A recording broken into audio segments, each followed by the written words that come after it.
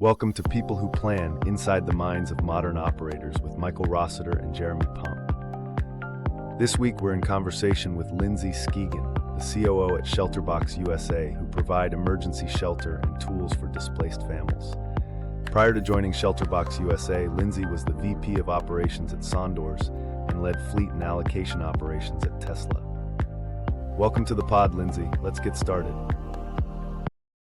Lyndsay Skeegan, welcome to the pod. How are you?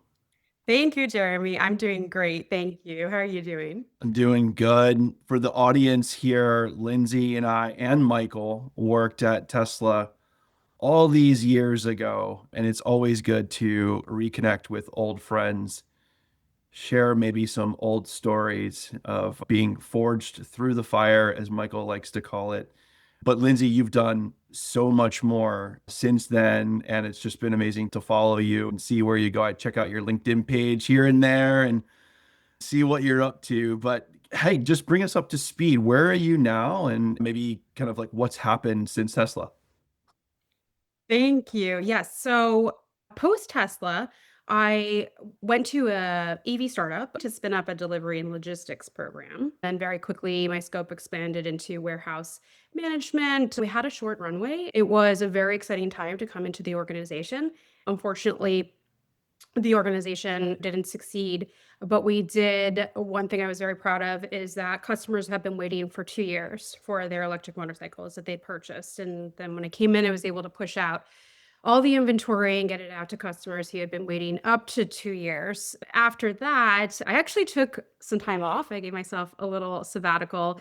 And That's always great. it was wonderful. I did have some opportunities and I really wanted to work on some passion projects, and I worked on my philanthropic passion projects. So I spun up a free financial education program to teach women and historically marginalized populations about investing.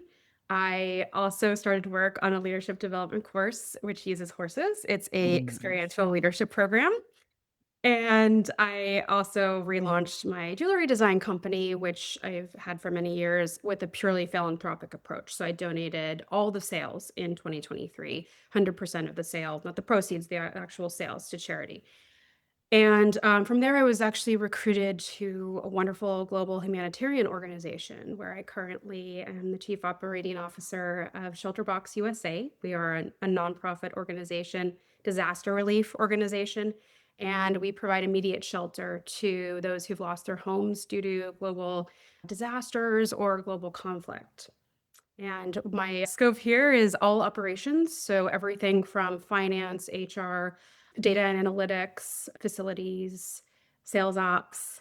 And we just celebrated our 25th anniversary last year and have supported over 3 million people in that time period, which we're very Amazing. Amazing. Such a big heart. That's awesome. That's so great. Thank you. Thank you so much. It's wonderful work. The mission is really beautiful. Our mission is no one without shelter. And we work together at Tesla. So we know that with the increased climate disasters have been increasing globally every single year. So the number of displaced people have been increasing dramatically as well. Oh, that's awesome. I remember when we all worked together and how intense and crazy and everything. And I think you thrived in that environment and you had such a huge impact. But then to kind of coming out of that experience, dedicate yourself to taking that passion and fire and ability and putting it into these like nonprofit humanitarian endeavors. It's like so awesome. Thank you so much, Michael. It's really wonderful when I could take something that was so strongly related to my values and do something on a daily basis that I can make an impact with. So thank you so much. And we were talking, Jeremy and I were talking about how you said the line, Michael, forged in fire. And I think time at Tesla, I always say anybody who's worked at Tesla can do anything after that. And we have a consultant that I work with who likes to quote something I said, apparently, which is that I'm okay with chaos. If it happens once, I'm going to put a process in place to fix it. But I definitely, chaos happens and it's going to happen. And the goal is to put a process in place so we can minimize the chaos. But we all, yes, understand. Totally, because there will be more. More is coming. So you better wrap your arms around what chaos you're facing today. Totally. Totally. Yeah, I mean, obviously Tesla had such a amazing mission. They've now removed that, so it's actually no longer has a sustainability mission. But it's like obviously all of us were believed so much in that mission, and it was so motivating. And so yeah, again, it's just like awesome that you're staying true to that, staying true to those values in what you're doing every day. It's like fantastic. But can I ask you, so as we were building the team at Tesla, we had all these people who were like stumbling into fires everywhere, figure out what you can do, jump in. I wasn't a planner before Tesla, definitely was coming out of it, but we were building the team, and Ganesh, who, was my boss at the time, was running global sales, was like, "Hey, you probably ought to have someone on the team who actually knows how to do this." Right? And I think that's where I was like, okay, what is this that we're doing? It's like, well, he came from retail. He's like, you're doing planning and allocation. So you're going to find someone who can do that. And obviously you actually came from that background, which is a huge leg up. But like, how did you get into it in the first place? Yes, I remember very vividly when Michael, your recruiter, reached out to me and I said, I was obviously very familiar with Elon and with Tesla, but I said, "Are you sure you have the right person? I have no automotive experience." I had the luxury retail experience, but no automotive experience. And at the time, Ganesh, you were very invested in ensuring that we did bring in that experience from a vertically integrated luxury retailer. So I am one of those people who did not use my college degree. I studied fine arts, and I actually did move to New York City. I spent the first almost 15 years of my career there, and I worked for a contemporary art gallery for the first 3 years. After that, though, I transitioned into the fashion industry, and I worked for multiple vertically integrated luxury retailers. How I got my start, to answer your question, is with Saks Fifth Avenue. So I started as what was called a merchandise assistant, and this was really the ground floor of the fashion industry. But what was unique is that this was on the buying team. So we were responsible for going out to market and to selecting the assortment, putting in the purchase orders, making the buys. But we also did planning. So I was also responsible for allocation to all of the stores and to creating the size runs and allocating out by size. So my start was very unique because it was a combination almost of buying and planning. And that's when I started learning a lot on the job, teaching myself a lot, and went the merchandise planning route. So from there, I went to the Museum of Modern Art and managed the merchandise planning department. And then from there, had a series of increasingly responsible roles in global inventory management, merchandise planning for some of those larger vertically integrated companies like Coach, and also for a lot of retail startups. So starting out was a unique opportunity, and where I started was Saks Fifth Avenue. Did you have a lot of experience with retail map before that? Had you used a spreadsheet before that? And what was that like jumping into that? Honestly, I had zero experience. I was in the art industry and I got interested in the fashion industry because I was going to shows during Fashion Week, and I was very lucky to have friends who were involved in that. And I started writing on the side for some fashion publications just for fun. And I decided this is the role I want. So I knew people who submitted my resume, and actually the recruiter brought me into her office and sat me down. I think she met with me because somebody had submitted my resume, but she said, "We don't hire anybody who doesn't have retail experience." And I had a full-time job at the time, and I said, "Well, what do you recommend?" She said, "I recommend you get retail experience." So I left and I took her advice and I got a night and weekend job. I applied at the Gap and they hired me at Banana Republic. And I did this during the holidays, and I came back in January and I said, "I took your advice." And I think she was shocked. So she hired me, and or she introduced me to a buyer who hired me. But I had no experience. I borrowed a book from a friend of mine who was a planner at Macy's, and it was this very thick retail planning math book, retail planning. And I read through it and I just researched as much as I could, and I learned on the job. And I had very little experience with Excel at that time, too. So, what I did in the beginning is I asked everybody, "What's your favorite Excel formula?" As I learned and as I met other planners, I would ask, "Tell me your favorite formula." I would just learn as much as I could on my own and ask as many questions. So I had, to be honest, zero experience when I started. So there is really a possibility, I believe, for people to be able to learn on the job and to learn and grow. in different directions. As you've seen, I've also pivoted, obviously, many times in my career. Yeah. But it's like that actually striking is there's a combination of like you're very prepared, right? You're very thoughtful. You're like, okay, I'm gonna put together the pieces of what do I need to do and what skills do I need to accumulate. But there's also just like a scrappiness and a gumption of, oh, okay, I'll just go work at the Gap, right? I don't think that would occur to most people. And then it's like, oh, well, I'll just do it nights and weekends. I'll just ask experts what their formulas are. Right. Like it's Right. There's a so practicality to it. I love it. I love it. No wonder you succeeded so well at Tesla, right? The ability to just learn on the fly, do what needs to be done, and deliver. Amazing. Amazing. It's, maybe I was a little, I don't know, a little bit masochistic, but I also built a business on the side too, because I think that, optionality is helpful. And at Tesla, one thing I learned is that grit is something that's incredibly important. I know Angela Duckworth and it's been talked about, but I do think that adaptability and grit are things that can be learned. They can be learned and they can be taught. Having a natural inclination towards them helps, I do believe. And those are definitely, I think, strict traits that so many of us carried at Tesla. I remember when we did the Strength Finder assessment once, we went into that room and there was 20 of us leaders in that room. And the first strength that popped up for Strength Finder for all of us was, what is the one? I can't remember exactly how they position it, but it's the one about drive, ambition. I think it's not positioned as ambition, but it's basically, it is, devotion and moving forward and moving very quickly. And Michael, you said it when I joined the team. I asked you if you had any advice and you said, always be biased towards action. And some people think urgency is a nasty word, right? I think urgency is really an important word. And I would say it's important to balance it too because we don't want people to burn out. And that's something now I'm also responsible for people and culture at my organization. So I think a lot about how do I marry urgency with still a strong culture? And those are not always easy to bring together.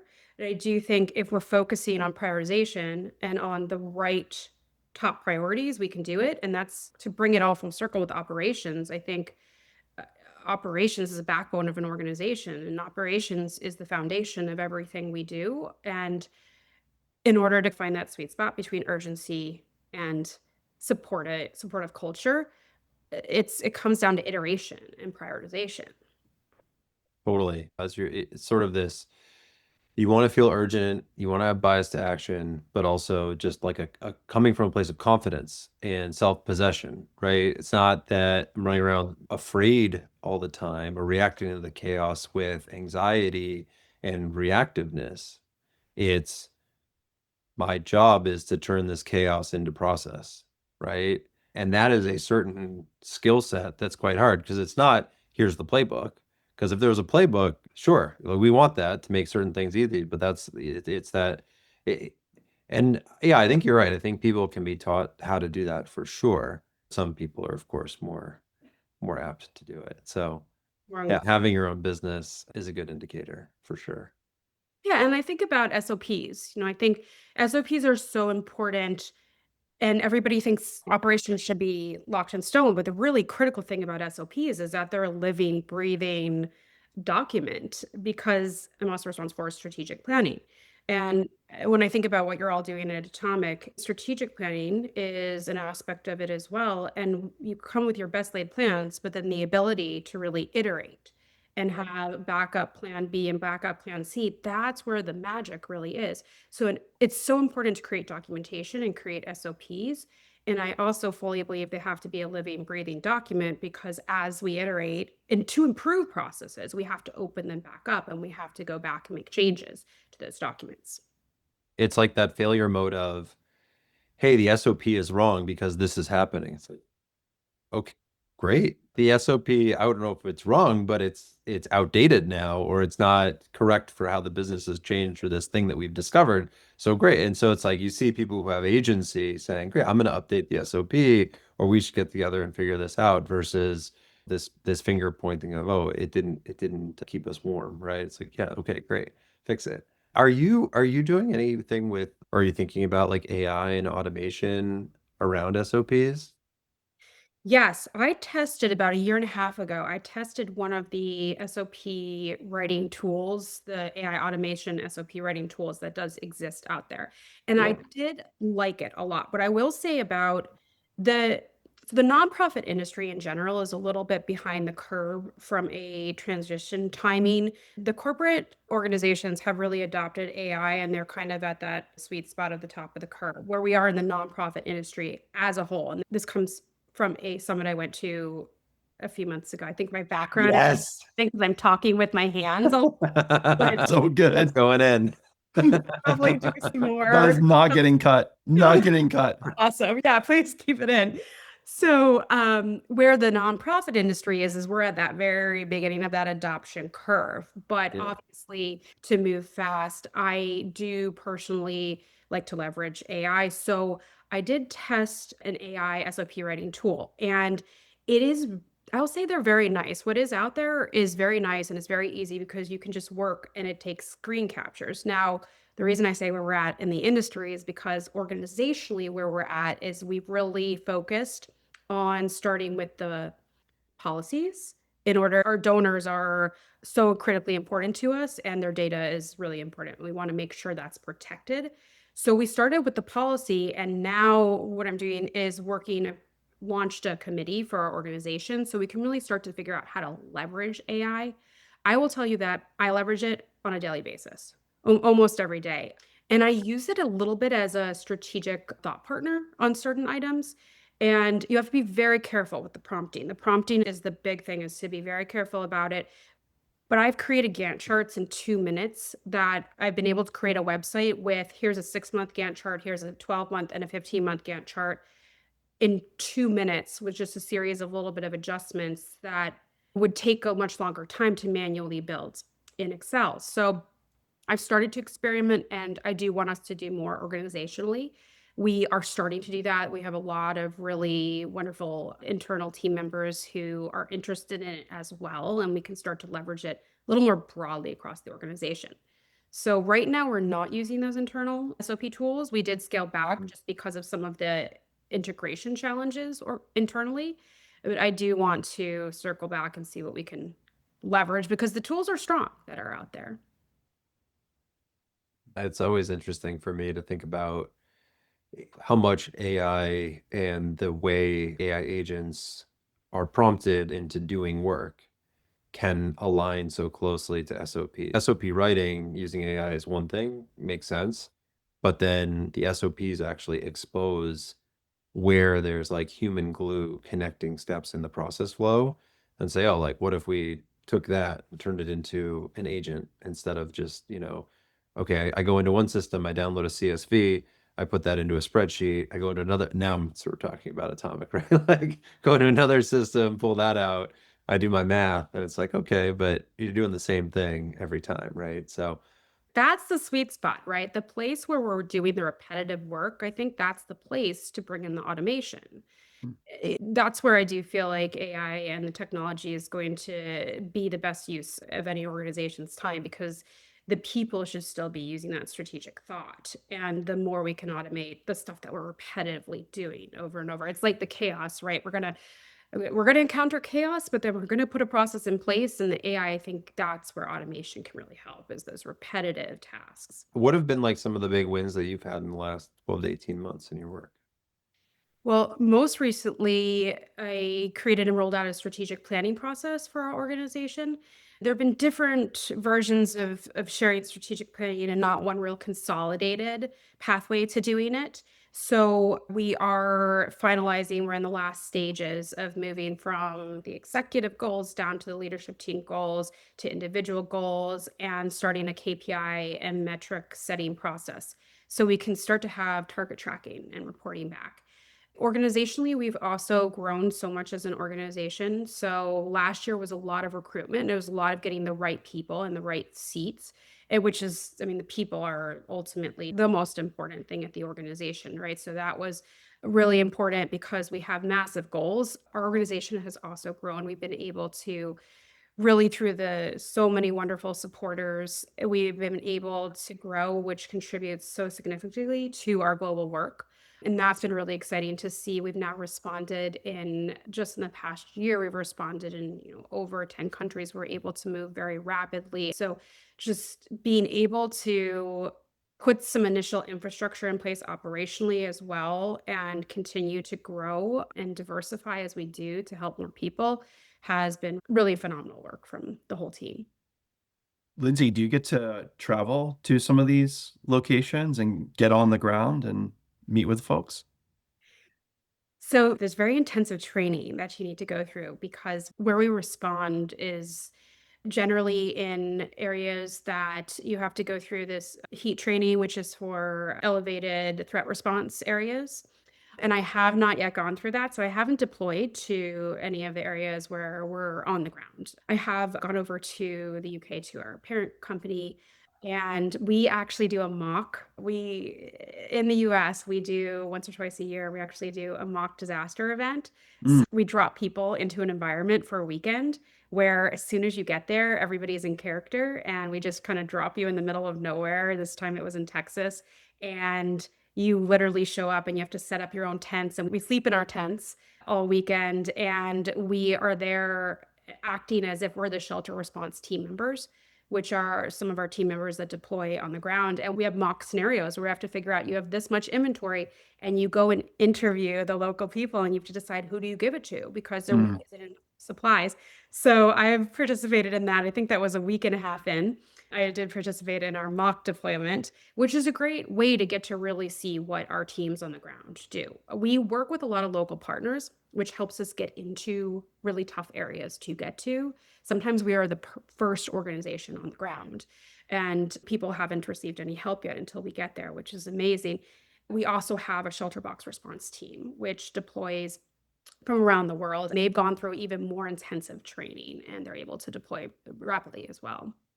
That's amazing. I was a claims adjuster for the catastrophe team for Progressive Insurance. I was flown all over the country, depending on where there was like a hailstorm or hurricane, flooding, these types of things. And that's exactly what you had to do. You had to get like a trailer from an RV place, to turn it into a mobile office and set up, I think the most rewarding thing for me was always being able to look that customer in the eye, give them the check that like is going to help them get their, in this case, car repaired and send them on their way and then help them through that process. But like there's something like very rewarding about that. But I know sometimes insurance companies don't always have the best reputation when it comes to some of those things. But in my personal experience in working in there, it was so rewarding and you get to meet people where they are in their times of need. We do a lot of hail stuff or a lot Yeah. of flooding, Yeah. like Oklahoma. Is that where Yeah. all the hail is? Yeah, like in the Midwest, there's like all kinds of hail. And So now we like had our base set in Cleveland and we would just sit there, like track storms, prepare, work with local offices when we knew, because these local like claims offices that were all over, you had to be like 5 people there, 10 people there, and they get like 10,000 claims overnight. There's nothing they could do. So Well, now it's probably fires, right? And we yeah, actually did respond domestically in Pasadena and Altadena in the fires last year, which was so devastating. And so we started with a tent. We started with a box that had a tent, and the tent can support a family of 4. It's a very large, well-structured tent. What we also do is we customize the needs. So in Altadena, when we responded, we figured out what people need is they needed air purifiers. So we have our pots and pans set, our cookware set. We also have water filtration, but there we customized the need, for example, and gave out air purifiers. Ooh, interesting. that's great.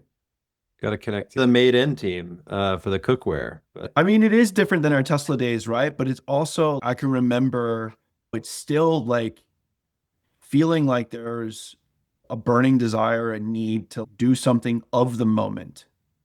There was a place in time that it was urgent, that it was important, that someone had to do it. Not a lot of people were up for it. Not a lot of folks see things and want to live that life on the cutting edge and have to go through it. But then some of us are just kind of like that.